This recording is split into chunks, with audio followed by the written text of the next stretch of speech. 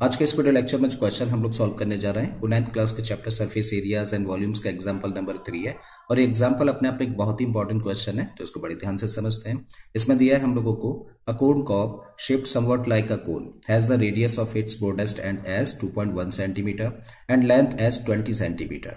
If each 1 centimeter square of the surface of the cob carries an average of 4 grains, then find how many grains would you find on the entire cob.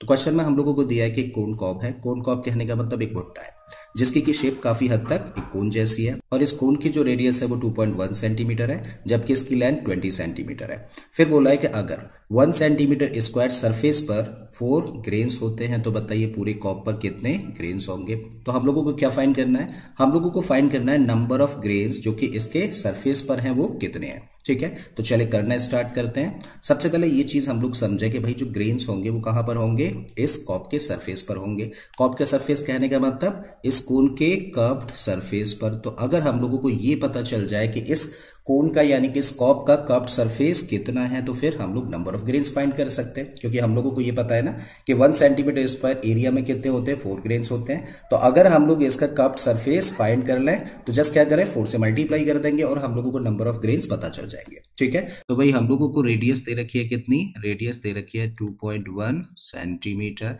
जबकि इस कोन की height हम लोगों को दे रखी है कितनी, 20 centimetre. तो हम लोगों के पास में देखिए रेडियस है और हम लोगों के पास में हाइट है। फाइनली हम लोगों को निकालना क्या है, हम लोगों को निकालना है इसका कर्व्ड सरफेस एरिया, और इसका फॉर्मूला होता है पाई आर एल, जिसमें से आर की वैल्यू तो हम लोग जानते हैं क्या नहीं है हम लोगों के पास में, स्लैंट हाइट, यानी कि एल की वैल्यू नहीं है। जब एल की वैल्यू नहीं है तो सबसे पहला काम क्या करें, सबसे पहले हम लोग एल की वैल्यू फाइंड करें। और एल की वैल्यू कैसे निकाली जा सकती है, देखो इसका फॉर्मूला होता है अंडर रूट में H square plus R square. अब क्या करो, एच की जगह पे एच की वैल्यू रख दो और आर की जगह पे आर की वैल्यू रख के सिंप्लीफाई करते हैं। तो एच कितना दिया है 20, तो इसका किया हम लोगों ने स्क्वायर। आर हम लोगों को दे रखा है 2.1 और स्क्वायर लगा तो यहाँ भी स्क्वायर कर देते हैं। अब 20 का स्क्वायर करेंगे तो कितना मिलेगा हम लोगों को, 400। वहीं जब हम लोग 2.1 का स्क्वायर करेंगे तो मिलेगा हम लोगों को 4.41। जस्ट क्या करना है, दोनों को प्लस कर देना है। तो 400 प्लस 4.41 कितना होगा, ये बन जाएगा 404.41। और अब हम लोगों को लेना है इसका स्क्वायर रूट, चले लेते हैं साइड में यहाँ पर। सो 404.41 का स्क्वायर रूट हम लोगों को फाइंड करना है। तो देखो जब हम लोगों को स्क्वायर रूट फाइंड करना होता है ना किसी भी डेसिमल नंबर का, तो डेसिमल से पहले जितनी भी डिजिट्स है ना उनकी पेयरिंग हम लोग इधर से करते हैं, और डेसिमल के बाद जितनी भी डिजिट्स होती हैं उनकी पेयरिंग इधर से करते हैं। ठीक है, तो 0 4 का तो पेयर बना दिया, किसका पेयर नहीं है, 4 का पेयर नहीं है। तो सबसे पहले इसी को सॉल्व करें। तो भाई हम लोग एक ऐसा नंबर सोचें कि जो नंबर हम लोग कंसीडर करेंगे उस नंबर का उतने ही टाइम्स मल्टीप्लाई करने पे या तो 4 आना चाहिए या 4 से कम आना चाहिए। तो नंबर हम लोगों को क्या मिलता है, 2। जब 2 का 2 टाइम्स मल्टीप्लाई करेंगे तो 4 मिल जाएगा। 4 में से 4 माइनस करेंगे तो कुछ नहीं बचेगा। फिर हम लोग क्या करते हैं, नेक्स्ट पेयर नीचे लेकर आते हैं। तो नेक्स्ट पेयर क्या हुआ, 0 4। अब 2 और 2 प्लस होके यहाँ पे लिख दो, या फिर यहाँ पे जो भी नंबर लिखा होता है ना उसका डबल करके हम लोग यहाँ पे लिख सकते हैं। तो 2 का डबल क्या होता है, 4। अब 4 से हम लोगों को 0 4 का डिवाइड करना है। तो 4 से डिवाइड करने का मतलब क्या है कि अगर सपोज करिए 4 से 1 टाइम आप डिवाइड करने की सोच रहे हैं तो आपको यहाँ पे 1 लिखना पड़ेगा। तो नंबर क्या बनेगा इस तरीके से कम 41 बनेगा। तो क्या 41 से 4 को डिवाइड कर सकते हैं, नहीं कर सकते। और जब डिवाइड नहीं कर सकते तो उस केस में हम लोग क्या करते हैं, 0 लगाते हैं। तो 0 जब यहाँ लगा है तो यहाँ भी लगाना होगा। तो अब नंबर यहाँ पे क्या बन गया, 40 बन गया। ठीक है, और यहाँ पर क्या है, 0 4 है। अब क्योंकि 0 लगा दिया है तो अब हम लोग नेक्स्ट पेयर नीचे लेकर आ सकते हैं, और बीच में क्योंकि डेसिमल आ रहा है तो यहाँ पर डेसिमल लगाते हैं, और उसके बाद में नंबर लेकर आ सकते हैं क्या, 41 नीचे आ गया। अब नंबर क्या बना, 441। अब हम लोगों को इसको डिवाइड करना है। अगर हम लोग कम से कम इस नंबर को 1 टाइम भी डिवाइड करेंगे तो क्या होगा, 401। 2 टाइम्स करेंगे तो ज्यादा हो जाएगा। ठीक है, तो यहाँ पे हम लोगों ने 1 टाइम इसको डिवाइड किया तो 1 यहाँ पर लिखा और 1 ही यहाँ पर। तो नंबर तैयार हुआ 401। तो 401 1 जा 401। अब क्या करना होता है, सब्ट्रैक्ट करना होता है। 1 में से 1 माइनस किया तो 0, 4 में से 0 माइनस करेंगे तो 4 बचेगा, और इधर तो कुछ नहीं है।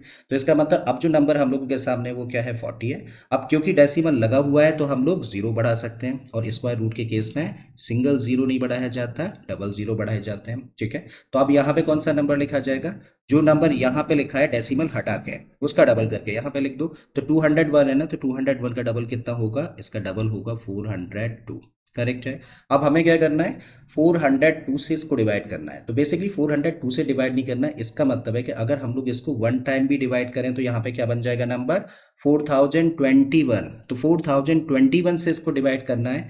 तो 4021 अगर हम लोग यहाँ पे 1 लिख रहे हैं तो यहाँ भी लिखना पड़ेगा। तो क्या मिलेगा हम लोगों को 4021, क्योंकि 4000 के कंपैरिजन में 4021 यानी कि 21 का जो डिफरेंस है ना वो निग्लिजिबल है, छोड़ा जा सकता है। ठीक है, इसका मतलब इसका स्क्वायर रूट क्या लिखा जा सकता है, इसका स्क्वायर रूट लिख सकते हैं 20.11 अप्रॉक्स।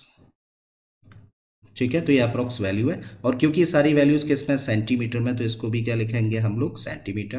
तो अब हम लोगों के पास में देखो स्लैंट हाइट है, एल की वैल्यू है, क्या निकालना है हम लोगों को, कर्व्ड सरफेस निकालना है जिस पर के ग्रेस लगे हुए हैं। So C S A, therefore C S A क्या होगा, फॉर्मूला हम लोग जानते ही हैं, पाई आर एल होता है। अब क्या करो, पाई की जगह पे रख दो 22/7, आर की जगह पे रेडियस हम लोग जानते हैं 2.1 है, और एल अभी अभी हम लोगों ने कैलकुलेट किया है कितना 20.11। ठीक है, 7 से सबसे पहले इसको कैंसिल आउट कर दो, तो कितने टाइम्स 0.3। अब 0.3 का मल्टीप्लाई करेंगे 22 के साथ में तो क्या मिल जाएगा हम लोगों को 6.6, और इनटू में क्या आ गया 20.11। तो 6.6 का मल्टीप्लाई 20.11 में किया जाएगा, तो देखो 6 का मल्टीप्लाई 1 में करोगे तो क्या मिलेगा 6, अगेन 6 का मल्टीप्लाई 1 में करोगे तो फिर से 6, 0 में करेंगे तो 0, और 6 2 जा 12। बिल्कुल यही डिजिट्स देखो नीचे आएंगी, क्योंकि वहां भी 6 से मल्टीप्लाई कर रहे हैं। जब प्लस करेंगे तो 6 और 6 और 6 कितना हो गया 12, ये बन गया 7, और यहाँ पे रहेगा 2 3 1। ठीक है, और डेसिमल की कितनी डिजिट्स, देखो 2 डिजिट्स यहाँ पर है, 1 यहाँ पर है, तो कुल मिला के 3 डिजिट्स। तो इस तरीके से क्या वैल्यू निकल कर आती है 132.726 सेंटीमीटर स्क्वायर। इसका मतलब जो एक कॉप है उसका कर्व्ड सरफेस एरिया कितना है, इतना है, और क्योंकि 1 सेंटीमीटर स्क्वायर में कितने ग्रेन्स हैं 4 ग्रेन्स हैं, तो भाई इतने में कितने होंगे के लिए क्या करें, जस्ट मल्टीप्लाई कर दें। ठीक है, so therefore total number of grains, total number of grains कितने होंगे के लिए क्या कर रहे हैं हम लोग 4 का मल्टीप्लाई कर रहे हैं किसमें, इसके कर्व्ड सरफेस में। ठीक है, और ये कितना है 132.726। अब देखो 4 का मल्टीप्लाई करोगे 6 में तो 4 6 जा 24, 2 कैरी 4 2 जा 8, और 2 कितना हो गया 10, 4 7 जा 28, और 1 कितना हो गया 29, 4 2 जा 8, और 2 10 हो गया, और 4 3 जा 12, और 13, देन 4 1 जा 4, और 1 5, करेक्ट है। और डेसिमल की कितनी डिजिट्स हैं 3, तो 3 डिजिट्स के बाद हम लोगों ने डेसिमल लगा दिया, तो कितना निकल के आया 530.904। और क्योंकि हम लोग क्या निकाल रहे हैं, नंबर ऑफ ग्रेन्स निकाल रहे हैं, तो ग्रेन्स ऐसे तो डेसिमल में तो नहीं रिप्रेजेंट किए जा सकते। जैसे हम लोग किसी भी इंसान की बात करें, जानवरों की बातें करें, ग्रेन्स की बातें करें, तो ये ना तो कभी डेसिमल में होते हैं ना ही कभी फ्रैक्शन में, इनको राउंड ऑफ ही किया जाता है हमेशा, करेक्ट है। तो इसका मतलब इसको राउंड ऑफ करना होगा तो डेसिमल के बाद वाला पार्ट हम लोगों को हटाना है, और डेसिमल के बाद हम लोग क्या देख रहे हैं यहाँ पे क्या लिखा है 9, जो कि 5 या 5 से बड़ा नंबर है। तो ऐसे केस में हम लोग क्या करते हैं, इससे पहले वाली जो डिजिट होगी उसमें 1 प्लस कर दिया जाता है। तो 0 में 1 प्लस करेंगे तो इसको क्या लिख सकते हैं, तब इसको लिख सकते हैं हम लोग 531। ठीक है, सो अप्रॉक्स। तो इसका मतलब इसके सरफेस पर यानी कि कॉप के सरफेस पर कितने ग्रेन होंगे, कुल मिला के 531 ग्रेन्स होंगे। ठीक है, और यही हम लोगों को देखो फाइंड करना था, ये क्वेश्चन का आंसर हो जाता है। तो मुझे उम्मीद है स्टूडेंट्स कि आप लोगों को ये क्वेश्चन अच्छे से समझ आ गया होगा। अगर ऐसा है तो प्लीज वीडियो को लाइक कर दें, चैनल को सब्सक्राइब कर लें, और बाकी के इसी तरीके के क्वेश्चन के लिए प्लेलिस्ट में चले जाइए। ऑलरेडी इस तरीके के बहुत सारे क्वेश्चन मैंने अपलोड किए हैं। मैं फिर से आता हूँ एक नए क्वेश्चन एक नए कॉन्सेप्ट के साथ में। Till then keep learning and thank you for watching this video.